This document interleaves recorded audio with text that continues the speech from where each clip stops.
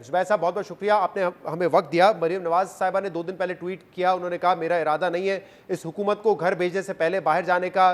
राना साहब ने भी यही बात की, लेकिन हुकूमती वज़रा तो बड़े कॉन्फिडेंट है, और खासतौर पे इंटीरियर मिनिस्टर शेख रशीद साहब की आपने बात सुनी होगी। उन्होंने कहा कि जो नवाज शरीफ साहब के टाइम पे हालात डेवलप हो रहे थे, जिसमें वो बार बार कह रहे थे कि नहीं जाएंगे नहीं जाएंगे, फिर वो चले गए, उसी किस्म की सिचुएशन डेवलप हो रही है और बहुत जल्द मरीम नवाज की जो मेडिकल रिपोर्ट है वो उठेगी। उसका एक क्या ऐसा कुछ है, मरीम नवाज साहिबा की ख्वाहिश है बाहर जाने की? क्या उनकी तबीयत वाकई इतनी नासाज है कि बाहर जाके इलाज कराने की जरूरत है?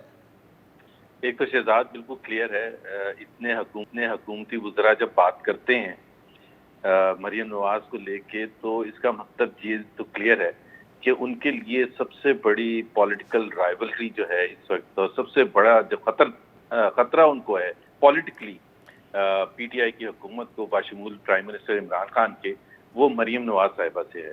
और वो समझते हैं कि जी उनकी हर एक्ट जो है उस पर इस तरह से रिएक्शन आता है कि एक डॉक्टर साहब ने सिर्फ मरीम नवाज साहिबा को देखा और उस पर आपने देखा कि किस तरह से रिएक्शन आना शुरू किया है। और उसकी वजाहत भी बड़ी क्लियर कर दी थी 2 दिन पहले, मैंने भी की थी, मरीम ने खुद ट्वीट किया, और इससे ज्यादा वाज़ेह अल्फाज नहीं हो सकते थे कि जब तक वो इस हुकूमत को घर नहीं भेजेंगी वो बाहर नहीं जा रही।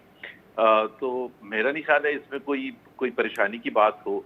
एक चीज जो राना सनाउल्लाह ने कहा था वो मैं भी कहूँगा कि हम ये समझते हैं कि मरीम नवाज साहिबा जो हैं उनको अगर बाहर जाना हो, जिस तरह और पाकिस्तानी को इजाजत है, तो उनको इजाजत होनी चाहिए। लेकिन हैविंग सेड दैट, अगर हुकूमत समझती है कि वो इतना डरते हैं कि मरीम नवाज साहिबा को लेके वो इतना बड़ा पॉलिटिकल इशू बनाए, तो वो हुकूमत के लिए अच्छा नहीं है, वो हमारे लिए अच्छा है। उससे उनकी पॉपुलैरिटी में मजीद इजाफा होता है और हमें और हमारे वर्कर्स को पता चलता है कि हुकूमत कितनी डरती है और कितना खौफ है उनको मरीम नवाज की पॉलिटिक्स से।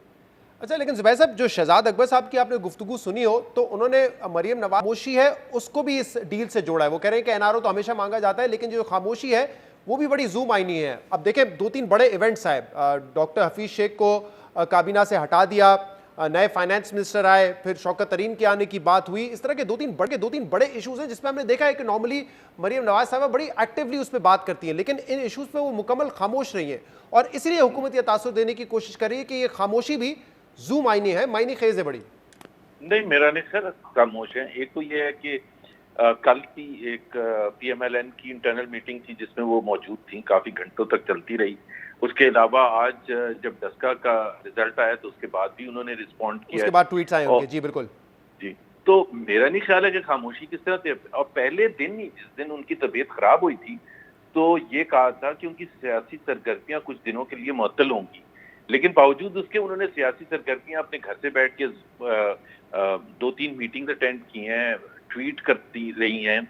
और जहां तक वो ये हफीज शेख साहब का ताल्लुक है, तो वो तो खुद ही हुकूमत अपने आप को मारने पर तुली हुई है। हम उसमें क्या ऐड करें? हमारे बाकी तमाम जो सीनियर लीडरशिप है उन्होंने कमेंट भी किया, रिएक्शन भी किया, और हम तो इस तमाशे को देख रहे हैं। और जाहिर है हमारे लिए तो ये तमाशा ही है कि इतनी सीनियर और इतनी इंपॉर्टेंट पोजीशन को इस तरह से लिया जा रहा है। So Mariam is very very active. मेरा ख्याल है अगर हुकूमत समझ रही है कि वो चुप करके घर बैठने वाली है तो दैट इज नॉट हैपनिंग। सही। इस वक्त मरियम नवाज साहबा की मेडिकल कंडीशन क्या है? क्योंकि कुछ अरसे पहले उन्होंने कहा था कि उनकी एक सर्जरी होनी है जो पाकिस्तान में नहीं हो सकती, तो क्या तबीयत उनकी ठीक है? मेरा ख्याल है वो जो उन्होंने कहा था, और उसके बाद उन्होंने ये भी एक जो डॉक्टर अदनान के साथ मुलाकात हुई है और जिसकी रिपोर्ट मेरा ख्याल है आ जाएगी, तो उसके बाद ज्यादा वाज़ेह होगा कि उनकी कितनी तबीयत खराब है। लेकिन let me make it absolutely clear Shehzad, कि हम कोई भीख नहीं मांग रहे इस हुकूमत से कि जी प्लीज मरीम नवाज का पासपोर्ट वापस कर दें और उनको बाहर जाने दें। ना ही वो ऐसी कोई रिक्वेस्ट करेंगी और ना ही वो इस हुकूमत की जान छोड़ने से पहले यहाँ से बाहर जाएंगी। तो मेरा ख्याल है इससे ज्यादा क्लैरिटी नहीं हो सकती जितनी मरियम साहबा की अपनी ट्वीट तो जब आप ये कहते हैं या मरियम नवाज ये कहती हैं कि जब तक हुकूमत घर नहीं जाएगी मैं बाहर जाने का इरादा नहीं रखती, तो मतलब आप मजीद 2.5 साल इंतजार करना चाहते हैं? क्योंकि पहले तो आपने कहा जनवरी 2021 में हम हुकूमत गिरा देंगे, हुकूमत नहीं गिरी, और फिर अब जो पाकिस्तान पीपल्स पार्टी के हवाले से बात हो रही है कि वो इस्तीफा देना नहीं चाहती, पता नहीं अगले हफ्ते तक वो पीडीएम का हिस्सा रहे भी या ना रहे। तो हुकूमत को तो कोई खतरा एज सच महसूस नहीं हो रहा है। उनकी अपनी गलतियां, अपने इनडिसीजन तो नजर आ रहे हैं, ऑपोजिशन की जानिब से भी उनको कोई खास खतरा महसूस तो नहीं हो रहा इस वक्त। शहजाद, ये कॉम्बिनेशन होता है जो दबाव डाला गया था पिछले 4-5-6 महीने, और कुछ हमारा हिस्सा है इसमें जो हुकूमत की नाअहली है, और कुछ हुकूमत का अपना कंट्रीब्यूशन है। अगर आप इन हालात को, जिन हालात से पाकिस्तान पिछले दिनों गुजर रहा है, ये इन एडिशन टू जो कुछ पहले होता रहा है, हफीज शेख साहब को जिस तरह से निकाला गया, और जिस तरह से पहले शिबली फराज साहब ने बयान दिया, फिर कल जिस तरह से नए आने वाले वजीर खजाना जो हैं शौकत तरीन साहब ने इस हुकूमत की क्लास ली है, और उन्होंने पिछले 2.5 साल की परफॉर्मेंस को ये कहा है कि बेड़ा गर्क कर दिया है, और वो अब वजीर खजाना बनने जा रहे हैं, और वो माइंडसेट रिफ्लेक्ट कर रहे हैं जो इमरान खान साहब का। तभी तो वो शौकत तरीन की तरफ देख रहे हैं, और शौकत तरीन कह रहे हैं कि बेड़ा गर्क हो गया इकॉनमी का। तो मेरा ख्याल है हमारा हिस्सा इसमें शामिल अगर ना होता तो इतनी कमजोर हुकूमत नजर भी ना आती। सही है, तो ये हिस्सा कंटिन्यू रहेगा पीपल्स पार्टी के साथ, ये साथ जारी रहेगा, या आपके ख्याल में अगले हफ्ते जो है वो ये फैसला हो जाएगा कि पीपल्स पार्टी पार्ट रहेगी पीडीएम की या नहीं रहेगी? क्या एक्सपेक्टेशन? फैसला तो हो जाएगा, लेकिन पीएमएलएन जो है शहजाद बहुत बड़ा ब्रांड है, और हमारी जो मेरा ख्याल है अपने ऊपर हमें बहुत भरोसा है, हमारे वर्कर्स भी चार्ज अप हैं, और हम बिल्कुल प्रेशर जारी रखेंगे।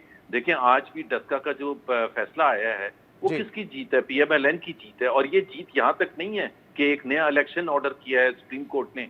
हम छोड़ने वाले नहीं है, हम उनका भी डिमांड कर रहे हैं कि जिन्होंने ये सारी धांधली की थी, मुनज़्ज़म धांधली की थी। हाँ, लेकिन ये आज आपने देखा हो कि सुप्रीम कोर्ट में जो इलेक्शन कमीशन ऑफ पाकिस्तान ने खुद मौकिफ पेश किया है कि हमने री इलेक्शन इसलिए ऑर्डर किया क्योंकि कानून की खिलाफ वर्जी हुई थी, कोई मुनज़्ज़म धांधली नहीं हुई थी। ये तो इलेक्शन कमीशन ऑफ पाकिस्तान का मौकिफ है। नहीं, हमारा मौकिफ तो बिल्कुल अपना इंडिपेंडेंट मौकिफ है कि हमें तो वो जो सवालात हैं उसके जवाब चाहिए ना। हाँ। कि जी आईजी साहब क्यों नहीं रिस्पॉन्ड कर रहे थे, चीफ सेक्रेटरी क्यों नहीं रिस्पॉन्ड कर रहे थे, प्रिसाइडिंग ऑफिसर्स को किसके कहने पर उठा के लेके गए थे, कहाँ लेके गए थे, किसने डिलीवर किया था? ये बड़े इंपॉर्टेंट क्वेश्चंस हैं। ये सिर्फ डस्का के इलेक्शन के हवाले से नहीं है, ये पाकिस्तान की फ्यूचर इलेक्टोरल प्रोसेस के हवाले से। हुकूमत कह रही है इलेक्टोरल रिफॉर्म्स बैठ के करें, तो पहले इसका तो जवाब देते हैं कि ये किसके। ठीक है, लेकिन जहां जुबैर साहब आप ये कह रहे हैं कि हमने हुकूमत पे दबाव डाला और इस वजह से हुकूमत इस तरह के फैसले कर रही है, तो वहीं क्या बाय स्ट्रैटेजी नून लीग अब इदारों पर भी दबाव डाल रही है? क्योंकि जब इलेक्शन कमीशन ऑफ पाकिस्तान के बाहर आपने एहतजाज किया तो आपने बाकायदा कहा था कि इलेक्शन कमीशन ऑफ पाकिस्तान आलाकार बना हुआ है हुकूमत का। फिर कल साहब ने यह कहा कि अगर सुप्रीम कोर्ट यह फैसला करती है कि सिर्फ 20 पोलिंग स्टेशन पे रीपोलिंग होगी तो इसका मतलब यह होगा कि डाका डालने वालों को बेल आउट पैकेज दिया जा रहा है। तो जो इल्जाम पहले आप लगाते थे इमरान खान के ऊपर कि वो इदारों पे दबाव डालते हैं अपने स्टेटमेंट्स के जरिए, इस तरह की धमकियां देके, अब क्या यह बाय स्ट्रैटेजी आप इदारों पे भी दबाव डाल रहे हैं ताकि फैसले जो भी आए? अब हमारे पास चॉइस क्या छोड़ी थी?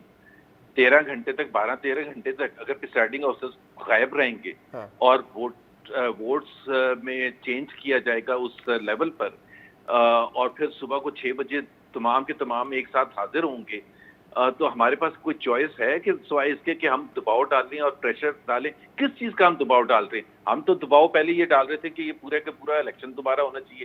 दूसरा हम दबाव अब ये डाल रहे हैं जबकि सुप्रीम कोर्ट ने फैसला कर दिया है कि जी मुनज़्ज़म धांधली हुई किसकी ऑर्डर्स पर थी, क्यों नहीं रिस्पॉन्ड कर रही थी ब्यूरोक्रेसी पंजाब की, क्यों नहीं चीफ मिनिस्टर ने अभी तक एक्शन लिया ऑन इट्स ऑन कि जी ये आप कर रहे थे, ये जो सब कुछ हुआ है जो शर्मिंदगी का बायस बना है, सिर्फ वजीर आला पंजाब के लिए नहीं, वजीर आजम पाकिस्तान के लिए मेरा ख्याल है शर्मिंदा करना चाहिए इसको कि किसी न किसी तरह से सेटिस्फाई करें और उनको सजाएं मिले, उनको सजाएं मिले। लेकिन ये तो नहीं हो सकता ना जुबैर साहब कि जो फैसला आपके हक में आ रहा हो तो आप उसको तस्लीम भी कर लें, आप दबाव भी डालें इदारों पर, और जब फैसला आपके खिलाफ आए तो फिर आप इदारों से शिकवे भी करें। ये तो नहीं हो सकता ना। मतलब अगर इदारे ये ऐसे ही हो, इदारे ऐसे फैसले भी देंगे जो आपके हक में जाएंगे और ऐसे फैसले भी देंगे जो आपके हक में नहीं जाएंगे, दोनों गलत है ना। ऐसा ही होगा जो आप कह रहे हैं। आप कह रहे हैं कि जब फैसले ऐसे आएंगे जिससे हमें उसकी बू आएगी कि ये फैसले किसी दबाव में हैं, अच्छा। और उसमें हमारी अपनी लॉजिक होगी। हम देखे ना, अभी जो मैं लॉजिक दे रहा हूँ कि हम क्यों चाह रहे हैं कि सजाएं मिले उन लोगों को जिन्होंने ये मुनज़्ज़म धांधली की है, तो इसमें क्या गलत बात है? अगर फैसला हमारे हक में नहीं आता तो उस वक्त भी हम बिल्कुल लॉजिक बहुत शुक्रिया, बहुत शुक्रिया।